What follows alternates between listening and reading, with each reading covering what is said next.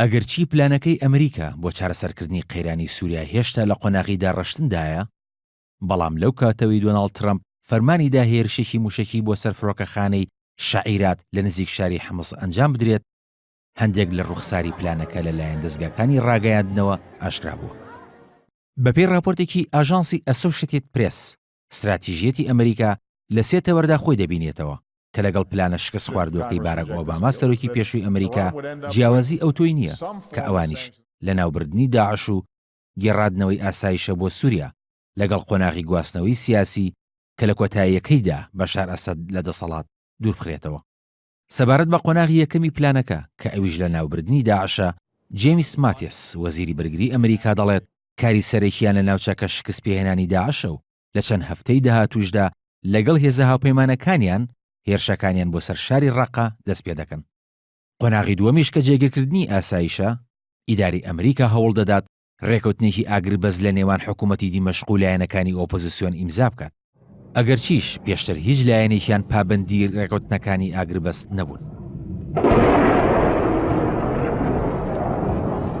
ئەوە لە کاتێکدا ئیدارەی ترەمپ باز لە پێکهێنانی ناوچەی جێگیری کاتی دەکات کە لە ناوچەی ئارام جیاوازە و پێشتر ئۆباماش بیری لێکردبووە، بەڵام هەرگیز جێبەجێ نەکرد. ناوچەکەش لەلایەن فڕۆکەکانی ئەمریکا یان وڵاتانی عەرەبیەوە دەپارێزرێت و حکوومەتی سووریاش بەشداری تیادا دەبێت، بەمەرجێک ڕوبەڕووبوونەوە لە نێوانیاندا ڕوونەدا. دوای ئەوەش قۆناغی سێم دێت کە گواستنەوەی ئاشتیانی دەسەڵاتە.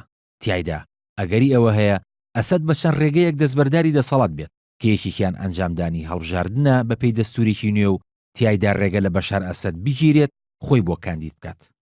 ئەگەری دووەمیش تۆبەنبارکردنی ئەسەدا بەوەی تاوانی جەنگی ئەنجامداوە و دەبێت دادگایی بکرێت کە ئەوەش دەبێتە کارتێکی فشار بۆ دەستبەرداربوونی ئەسەد لە دەسەڵات و دواتریش پەناگەیەکی ئارام بۆ ئەسەد کە پێدەچێت لە ئێران یان ڕووسیا بێت دابین بکرێت.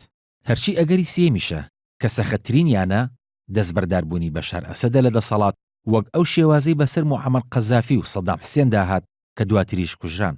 بەوتەی ئاژانسەکە پلانەکەی ترەمپ ڕوبەڕووی ئاستەنگی زیاتر دەبێتەوە. بۆ پێی ئەسەد هەموو هەوڵەکانی بۆ کۆتایی هێنان بە دەسەڵاتەکەی ڕەت کردوێتەوە و لە ئێستاشدا چەکدارانی گروپە جیاوازەکانی ئۆپۆزیسیۆن لە هەموو کاتێکی دیکە زیاتر لاواز بوون لە چەند بەرەیەکی شەڕیشدا شکست خواردوو بوون. ئەوە جگە لەوەی کە هەر پلانێکی ئەمریکا سەبارەت بە ئەسەد دەبێت بە ڕەزامەندی مۆسکۆدا تێپەڕ ببێت کە ئێستا بەوتەی ترەمپ پەیوەندی نێوان وڵاتەکەی لەگەڵ رووسیا لە خراپترین ئاستیدایە. بەڵام لەگەڵ ئەوەشدا بەرپرسانی واشنگتۆن دەڵێن تیمەکەی دۆناڵد ترەمپ بۆ ئاسایشی نەتەوەیی دەیانەوێت سوود لە حاڵەتی ناجێگیری دۆخی ئەمنی لە سووریا وەربگرن بۆ تیشی خستنە سەرگفتوگۆکانیان لەگەڵ دەسەڵاتدارانی مۆسکۆدا. کاروان شێخ موحسین، NRT.